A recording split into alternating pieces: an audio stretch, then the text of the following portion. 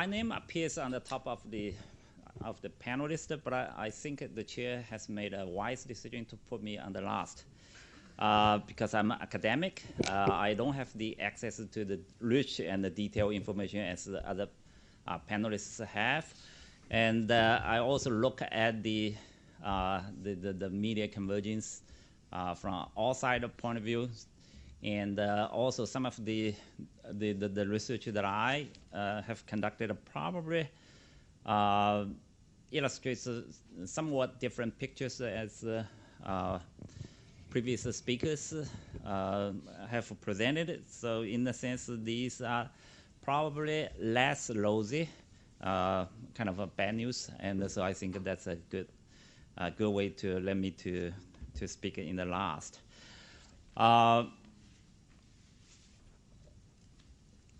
As a professor, I have the professional habit to put things into a historical perspective, and the title of my presentation, Audience Responses to Media Convergence, is actually borrowed from a book that was published 20-some years ago by two media scholars, Lee Baker and Klaus Schumbeck, in 1989. The title of their book is called Audience Responses to Media Diversification. At the time, I was still a graduate student at Indiana University, and we read the book, and it kind of guided me throughout the years. And at the time, the industry and the scholars, scholar community, and also the public at large were excited and also concerned about what we are going to do with the 100 channels available at the time, mostly on cable TV. And the authors from that book concluded, based on the experience mostly in Europe and in the US, that audiences responded to the plenty of programs and the content online on TV screen. Basically, there are two strategies. One is just simply reject any new platforms and any new channels. Another is adaptation and integration. And mostly they identify four key elements: time, attention, money, and space. Now, at the time, I was not sure why they emphasized on the last item, space, until by middle of 1990s, I came to Hong Kong. Then I realized how critical space is in terms of media consumption. Now we have at least 300 channels on TV screens, and there are, of course, unlimited number of channels on the internet. And so I divide those channels into three categories or three generations: the old TV, new TV, and then the newer TV that's coming on the horizon. Old TV in Hong Kong, I don't have to say anything because it's there. It has been there. It's still dominate the market, but we know pretty much about it. I'm going to share some of my findings on the second category, or second generation, so-called new TV. It's difficult for me to find out exact term to describe everything we see on the screen. Are they TV? Mostly they are, but some of them are coming to our PC screens. Others, of course, on mobile set. But they are different from other things like newspapers, electronic newspapers, online newspapers. And so they are some way to do with visual media, but there are lots of other visual media. They are not connected to either the TV network or broadband network or mobile network. So it's difficult to say what exactly are we talking about. So new media probably is a general enough term to describe that. under the generation of new media, we have web TV, and now it's difficult to find a defining moment of what when new web TV started in Hong Kong. Definitely much earlier than 2000.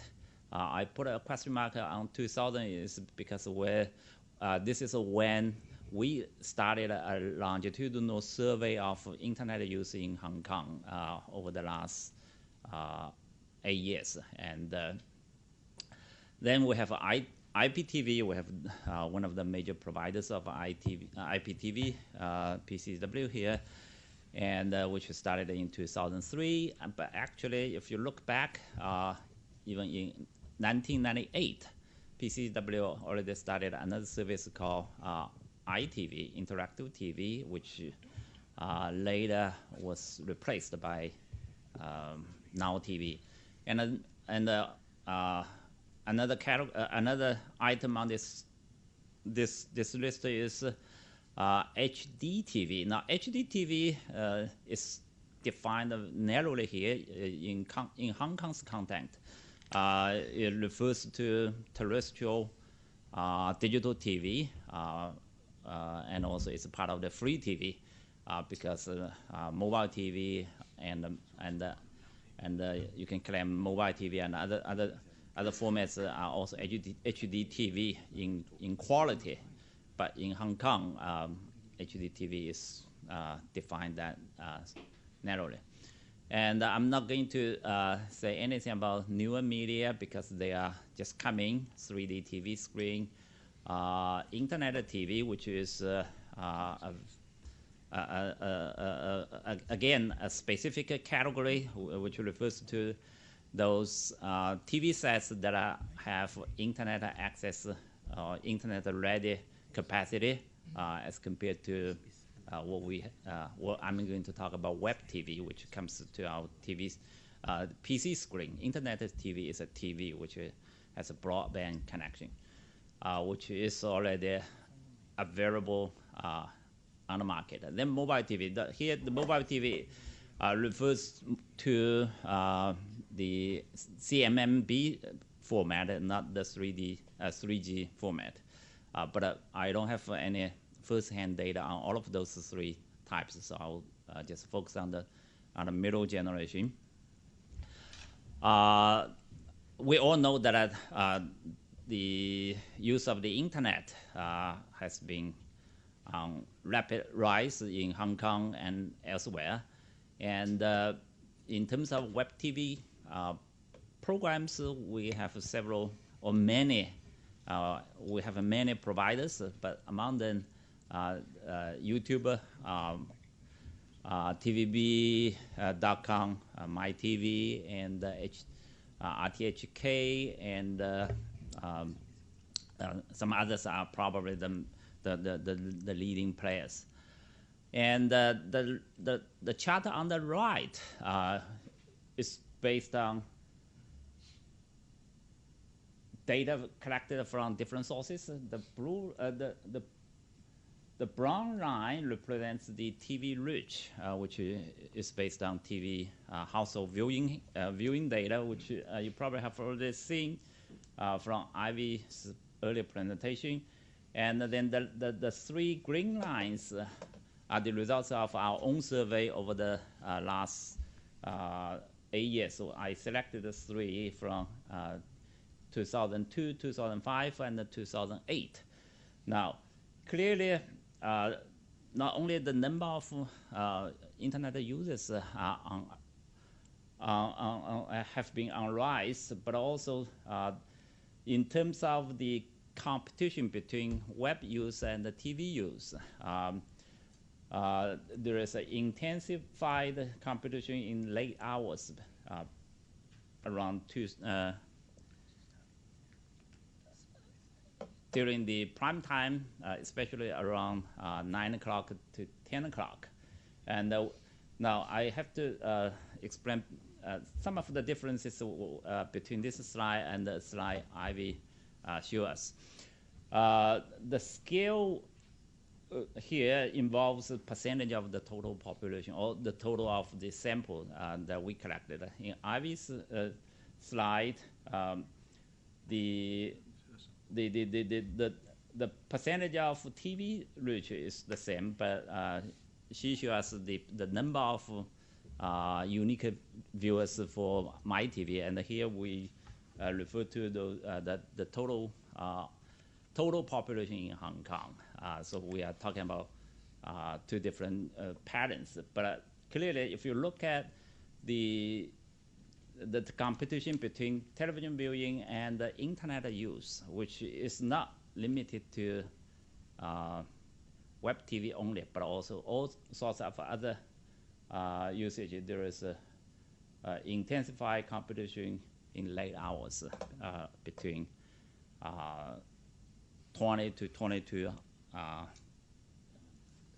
8 to 10 p.m. in that period. And also over the years, we see the increase is particularly increase in internet use is particularly evident in night hours. And another difference I have to explain is we monitor only home use of internet use, and whereas they look at the server data. So in terms of the audience responses, there are a lot of different ways to collect the data, and even with the same data, there are a lot of different ways to look at the data. So the conclusions and the patterns may be somewhat different.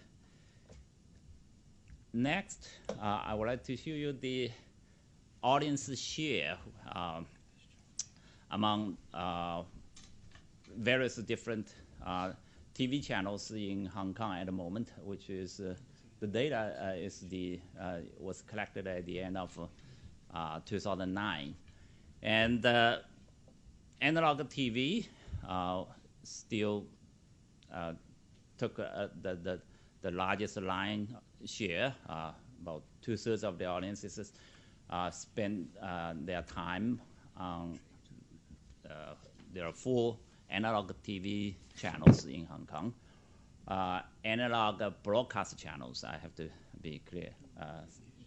And there's a typo here, satellite channels and CATV channel, not CCTV channel, which refer to various minor channels that are broadcast by community antenna, usually by the residential estates to their homes, and which account for about 5%. The rest of the share go to the so-called pay TV, which includes 3 categories: cable TV, IPTV, and then HD TV. Again, HD TV. Oh, then this pay TV title is not correct again. HD TV is free.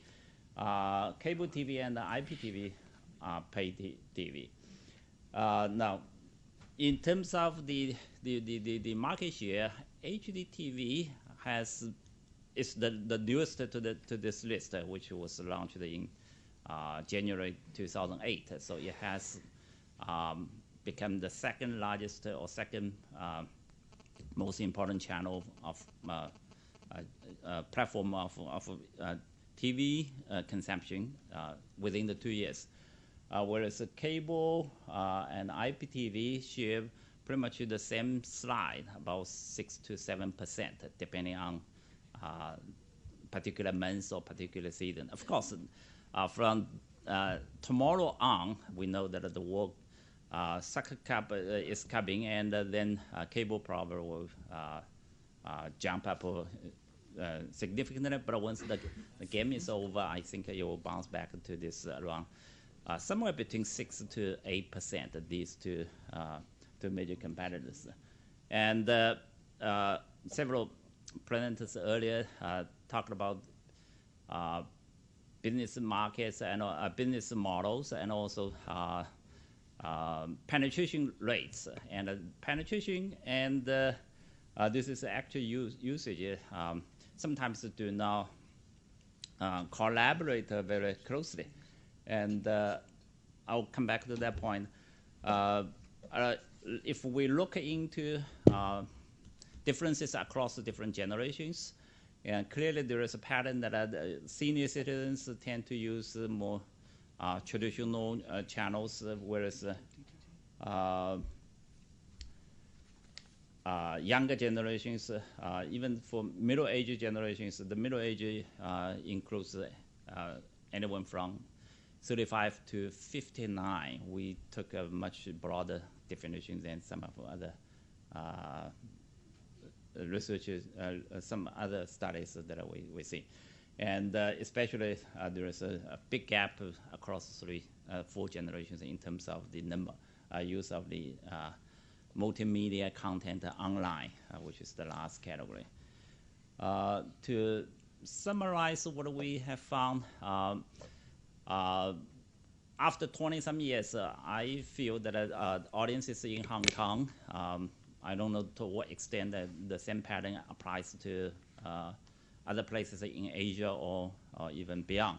At least in Hong Kong, audiences seem to, rather than just embrace any new media platform, they try to integrate and also adapt the new media platforms into their existing portfolio, which is still dominated by analog TV, and also the speed of this acceptance seems to be slower than predicted and assumed. If we look into the number of years for cable TV to come to this point, a number of years for ITV to come into this point. Even for HD TV, 2 years are not a short period of time. HD TV has already reached over 95% of the coverage. And in terms of the household penetration, it's over 40%. It's somewhere between 40 to 50%, but only 18, half of the. It's very interesting for us to notice that half of the HD TV homes, half of the audiences still watch analog channels. Why? It's a very, very interesting, very puzzle question. And Nicholas mentioned that audiences tend to go to the best screen. And I think at least for the last 2 years, we see some kind of exception to this general golden rule. That even with the availability of HD TV at home, people still turn on analog TV. And I guess so there could be additional qualification to this. Audiences tend to go to the best screen in the most convenient way. If they, for some reason, they find it's difficult to turn in the to turn on the set-top box or to fine-tune the channel, or for whatever reason, they may just switch back to analog. And penetration and the usage of media or TV involve two very different games, which could be defined by the same factors, such as time, attention, money, and space. Money certainly is a determining factor that defines those who subscribe to cable, subscribe to IPTV, or have bought set-top boxes to home from others. However, when it comes to actual usage, convenience and the time and the attention probably is more important. Now, when I was in the audience a few minutes ago, I was thinking that now, for example, IPTV has a penetration rate of 40% in Hong Kong, but if we look at the average audience share, it's only 6-7%. Is it a piece of good news or bad news? I think it's a good news. So why? Because you have 30% of subscribers who pay the money, but they don't watch your channel, like me or many other people. We pay the monthly fee, but we usually still stay on the so it's a good news. The same findings that can be interpreted different ways. Younger generations, of course, respond to new media more aggressively and progressively, as we all expected. Finally, I think that we need to look at the impact of this incoming internet TV. I think that with so far, web TV or web usage is very dominant, but most of the time, watching TV on web is still not a popular activity. But once all TV sets become internet compliant, all the flexibility, all the rich content and diversified programs on TV set will become a very attractive choice for the audiences, and of course that will be a challenge for all the TV providers. Well, thank you very much, and I think that's all I have.